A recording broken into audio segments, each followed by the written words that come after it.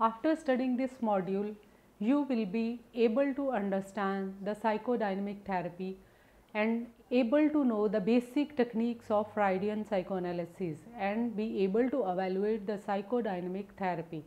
Psychodynamic therapy, it is a technique of treating mental disorders by psychological means. Secondly, a procedure for the investigation into those human psychical processes which are not accessible otherwise.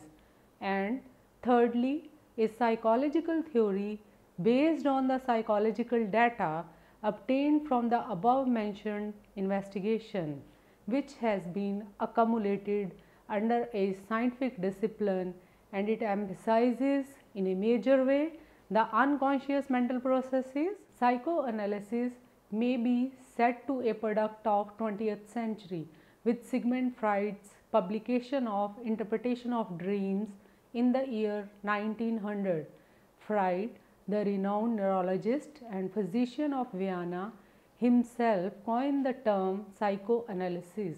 Freud's two mentors, the Viennese physician Joseph Breuer and the Persian physician J. M. Charcot, were also associated with the discovery of psychoanalysis.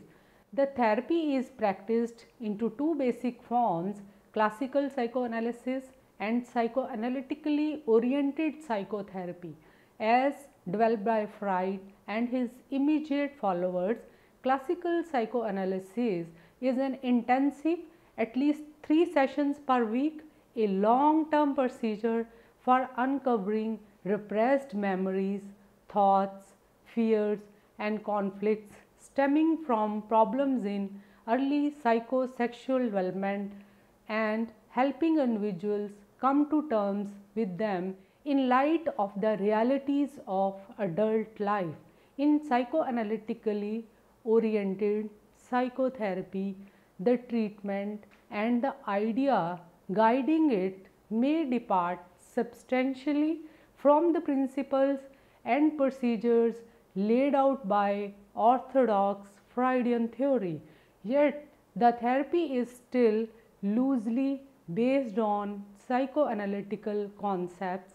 For example, many psychoanalytical oriented psychotherapists schedule less frequent sessions, for example, once per week, and sit face to face with the client instead of having the latter recline on a couch with the analyst out of sight behind him or her.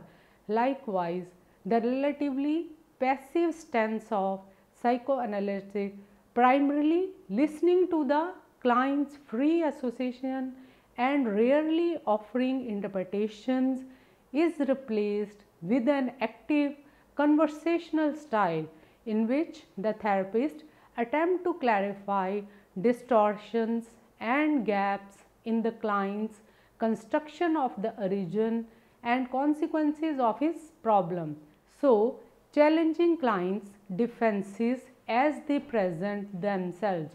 We will examine Freud's original treatment method in part because of their historical significance and enormous influence. Freudian psychoanalysis. The term psychoanalysis refers not only to the Freud's theory of personality but also to the specific approach to treatment that he developed. The goal of psychoanalysis is to help clients achieve insight, the conscious awareness of the psychodynamic that underlie their problem. Such awareness permits clients to adjust their behavior to their current life situations rather than repeating the maladaptive routines learned in the childhood. Analysts believe that as the client repeatedly encounters and deals with long buried emotions, motives and conflicts within and outside therapy, the psychic energy that was previously devoted to keeping unconscious conflict under control can be released and redirected to more adaptive ways of living. We will describe basic techniques of this form of psychotherapy. First, free association. Second, analysis of dream. Third, analysis of resistance. Fourth, analysis of transference. Fifth, countertransference. First, free association. The basic rule free association is that individual must say whatever comes to mind, regardless of how personal, painful or seemingly irrelevant it may be. Usually, a client lies in a relaxed position on a couch and gives running account of all the thoughts, feelings and desires that come to mind as one idea lead to another. The therapist usually takes a seat behind the client so as not to disrupt the free flow of association in any way. Freud believes that mental events are meaningfully associated with one another, so that clues to the content of the unconscious can be found in the ongoing stream of thoughts, memories, images and feelings that we experience. The analysis does not expect that free association will necessarily lead directly to unconscious material, but rather it will provide clues concerning important themes or issues. Analytic interpretation involves a therapist tying together a client disconnected ideas, belief and action into meaningful explanation between his maladaptive behavior and the repressed events and fantasies that drive it. Analysis of dream.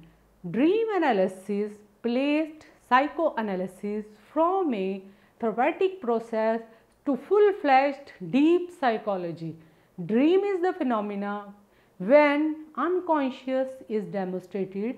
In dreams, the function of id, ego and superego and the conflicts among them are easily understandable. Knowledge gained through dream made it possible to understand the pattern of diseased as well as the normal mind. It was found that the dynamics of the formation of dream and that of the symptom are the same. Dream and disease are both outcome of the conflict among the three id, ego and superego, whereas the dream is temporary and disease continues. Moreover, the dream is a way of fulfilling the unconscious wishes. It has an adaptive value. The tension due to unfulfilled desires are released in dream. Therefore, dream brings the palliative influence on mind. Contrary, the disease is painful, brings suffering to the mind and is maladaptive. The knowledge of dream is very illuminating. It shows the mental mechanism which is responsible for producing pathological state and is also found to be present in normal mind. It is said that the interpretation of dream in the Royal Road to the knowledge of unconscious activities of the mind. The formation of dream can occur in two ways: an unsocial or unattainable impulse which in our waking and real life situations is not practical and hence is generally suppressed, find its way during sleep to exert influence upon the ego. The ego in sleep withdraws itself from reality. The suppressed material of the waking life finds a passage towards manifestation in dreams. A repressed thought or desire may achieve reinforcement during sleep from the unconscious element. That reinforcement may cause the repressed thought or desire to come out in dream by shutting down the resistance of the ego. Understanding of the dream phenomena has led psychoanalysis to evolve its own particular and specialized technique for the treatment of mental patients. The dream itself is a state of severe mental disorder, a psychosis with all its complicated network, but it is of a short duration, and with awakening the ego again comes to normal functioning. The disorganized ego comes to the analyst for help. The analyst, who represents for reality and at the same time an ally from outside, has to help the sick ego in its fight against its internal enemies. The position of the analysis is like reality word, which helps the ego in reality testing and in regaining reality sense after it comes out of illusions and delusions during sleep state. With the break of a sleep, the analyst and the sick ego work together as a unit to overcome the pressure of the id and the superego. The analyst helps the client arrive at understanding of what the symbol in the dream might really represent.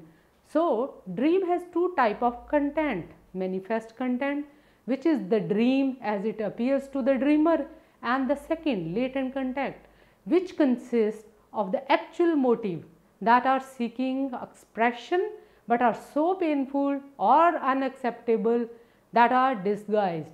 An analysis of resistance during the free association or of associating to dream, an unwillingness or inability to talk about certain thoughts, motives or experiences.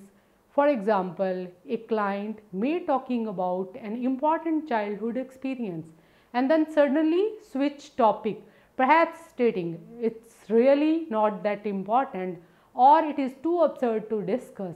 Resistance may be evidenced by the clients giving a interpretation of some association or coming late to an appointment or even forgetting an appointment altogether, because resistance prevents painful and threatening material from entering awareness. Its sources must be sought if an individual is to face the problem and learn to deal with it in a realistic manner. An important task of the analysis to explore the reasons for resistance, both to promote insight and to guard against the ultimate resistance, the client's decision to drop out therapy prematurely. Analysis of transference. Transference is a form of relationship between the patient and the analyst. It is a transference of feelings onto the person of the physician. This relationship crop up as a universal phenomenon during the course of the psychoanalytic treatment. This phenomena distinguishes psychoanalysis from any other form of psychotherapy. Transference is a pivotal point which the theoretical and technical aspects of psychoanalysis evolve. Transference is the experiencing of feeling, desires, attitudes, fantasies and defense towards a person in the present which do not fit that person, but are a repetition of reaction originating in regard to significant persons of early childhood, unconsciously displaced onto figure in the present. Like other psychoanalytical concepts, the concept of transference developed in a progressive way with the maturity of Freud's experience and thinking. He first mentioned it in his book Studies on Hysteria. He described it as the result of false connection because old relationships and feelings are transferred by the patient onto the person of the physician through a false connection. So, feelings connected with the past wishes emerge and become experienced in the present as a consequence of the false connection. Freud thought it to be an obstacle to the treatment, as this relationship gives rise to resistance and it would be impossible to carry on analysis unless this resistance is met. Freud narrates his first experience with a patient regarding transference as follows. In one of my patients, the origin of a particular hysterical symptoms lay in wishes which she had many years earlier, and they are into the unconscious that a man she was talking to at that time might boldly take the initiative and give her a kiss. On one occasion at the end of the session, a similar wish came in her about me. She was horrified at it, spent sleepless nights, and at the next session, though she did not refuse to be treated, was quite useless for work. Transference may be of two types, positive and negative. The feeling and other mental states which are of affectionate nature are called positive. It occurs when a client transfers feeling of intense affection, dependency or love to the analyst and based on past relationships, and those which are of a holistic nature are named as negative. Both the types may arise in the patient during the course of psychoanalysis. Analysts believe that until transference reactions are analyzed and resolved, there can be no resolution of the client's problem. In psychoanalytical treatment, it is found that the patient's interest is focused on the analyst and the symptoms of the disease are replaced by a different reaction toward the analysis. When this situation is achieved, it is called transference. Countertransference. Like transference, countertransference is also a manifestation of the doctor-patient relationship occurring in psychoanalytical treatment situation, but it differs from the former in that it is viewed from the doctor's total feelings towards his patients arising and reaction of the patient's influence upon his unconscious. Like transference reaction of the patient, if not handled properly, if the counter-transference reactions of the therapist should be properly controlled. Therefore, the psychoanalyst must always be aware of his own reactions and be on the guard and be able, on the strength of his analytical training and insight, to tackle this phenomena. Analysis ability in unregard will yield success in his analytical work. So, like transference, this can also be regarded as a useless tool in the hands of a therapist. So, in psychiatric practice, the physician must be aware of the phenomena in his own mind, because this may lead to him, if not properly understood, to wrong diagnosis and management. Interpretation. How can an analyst help clients detect and understand resistance and the meaning of dream symbols and transference reactions? Interpretation is any statement by the therapist that is intended to provide the client with insight into his behavior or dynamics, and the interpretation from the statement confronts the client with something that may have not previously admitted to consciousness. A general rule in psychoanalytical treatment is to interpret which is already near the surface and just beyond the client's current awareness. Offering deep interpretation of strongly defended unconscious dynamics is considered poor technique, because even if they are not correct, such interpretations are far removed from the client's current awareness and they cannot be informative or helpful. Psychodynamic therapies since Freud. The original version of psychoanalysis is practiced only rarely today. It is costly in time, money and emotional commitment. It may take several years before all major issues in the client's life have been satisfactorily resolved. In classical psychoanalysis, it is not uncommon for a client to be seen 5 times a week or 5 years or more. Today, however, many therapists' commitment both impractical and unnecessary.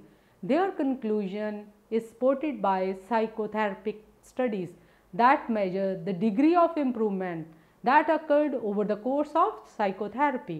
Psychodynamic therapists are adopting briefer and more economical approach like psychoanalysis.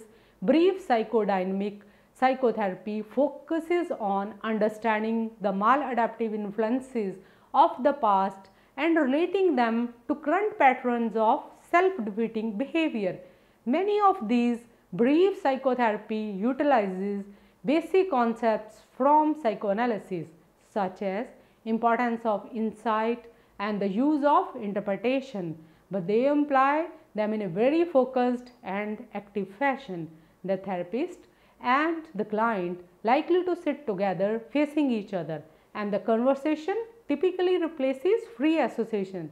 Clients are seen one or more times a week rather than daily.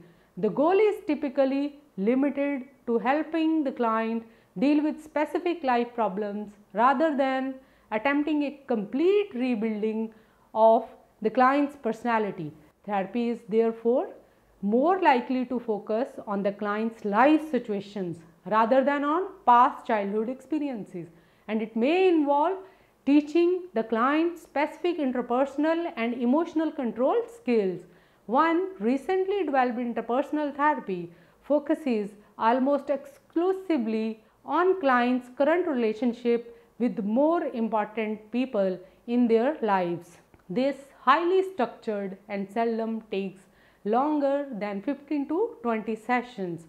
Therapeutic goals include resolving role disputes such as marital conflict, adjusting to the loss of a relationship or to a changed relationship, and identifying and correcting deficits in social relationships that make it difficult for the client to maintain satisfying relationships. The therapist collaborates very actively with the client in finding solutions to these problems and may invite the client to link issues in current relationship and thereby showing that what happened in the past need not to be carried out in the present. Evaluating psychodynamic therapy. One of the functions of the psychoanalysis is to treat mental disorders.